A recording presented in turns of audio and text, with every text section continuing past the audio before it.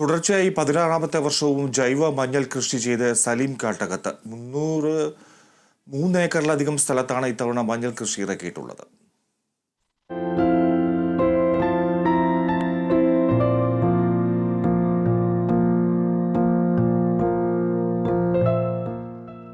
സലീമിന് മഞ്ഞൾ വെറുമൊരു വസ്തുവല്ല, മറിച്ച് ജീവിത ഔഷധമാണ്.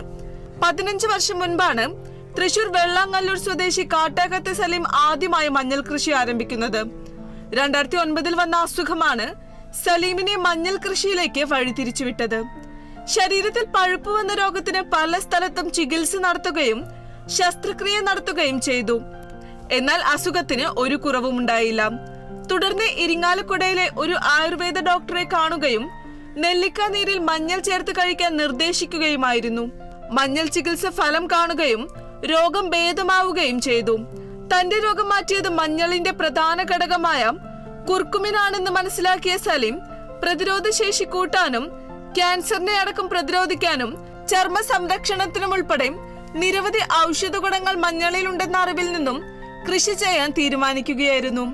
ചെറിയ രീതിയിൽ തുടങ്ങിയ കൃഷി ക്രമേണ കൂടുതൽ സ്ഥലത്തേക്ക് വ്യാപിപ്പിച്ചു. പ്രതിഭാ വിത്തനമാണ് കൃഷിക്കായി സലീം ഉപയോഗിക്കുന്നത്. തെങ്ങിൻ തോട്ടത്തിലെ ഇടവിളയായി മഞ്ഞൾ ഉൾപ്പെടുത്തി. ആരംഭത്തിൽ ഞാൻ 1.5 ഏക്കറിൽ മഞ്ഞളാണ് ചെയ്തത്. ജൈവ രീതിയിലാണ് ഞാൻ ചെയ്യുന്ന മഞ്ഞൾ. എൻ്റെ മഞ്ഞളിന് പ്രത്യേകത എന്ന് പറയുന്നത് ഞാൻ ആവിയിൽ പുഴുങ്ങിയിട്ടാണ് ഞാൻ കൊടുക്കുന്നത്. ആവിയിൽ പുഴുങ്ങിയും പച്ച തന്നെ അരിഞ്ഞുണക്കി ആണ് കൊടുക്കുന്നത്. കുറുക്കുമീൻ ഒരിക്കലും നഷ്ടപ്പെടില്ല. ജൈവ രീതിയിലാണ് എൻ്റെ മഞ്ഞളുടെ കൃഷി. ഉൽപ്പാദിപ്പിച്ച മഞ്ഞൾ സ്വന്തമായി തന്നെ പൊടിയാക്കി വിപണനം നടത്തും. കേരളത്തിനകത്തും പുറത്തുമായി ഒട്ടേറെ ഉപഭോക്താക്കളാണ് നിലവിൽ സലീമിനുള്ളത്. 2 കിലോഗ്രാം മാത്രമേ ഒരാൾക്ക് ഒരു സമയം നൽകൂ. വളവും ജൈവ രീതിയിൽ വീട്ടിൽ തന്നെ തയ്യാറാക്കുന്നു.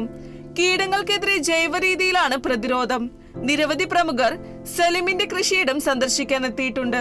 മഞ്ഞളിന്റെ ഔഷധ ഗുണങ്ങളെ കുറിച്ച് മറ്റുള്ളവരിലേക്ക് പകർന്നു നൽകുന്നതിനൊപ്പം മഞ്ഞൾ കൃഷി ചെയ്യാൻ മറ്റുള്ളവരെ പ്രേരിപ്പിക്കുകയും ആവശ്യമായ വിത്ത് നൽകുകയും ചെയ്യുന്നുണ്ട് ഈ മാതൃക കർഷകൻ.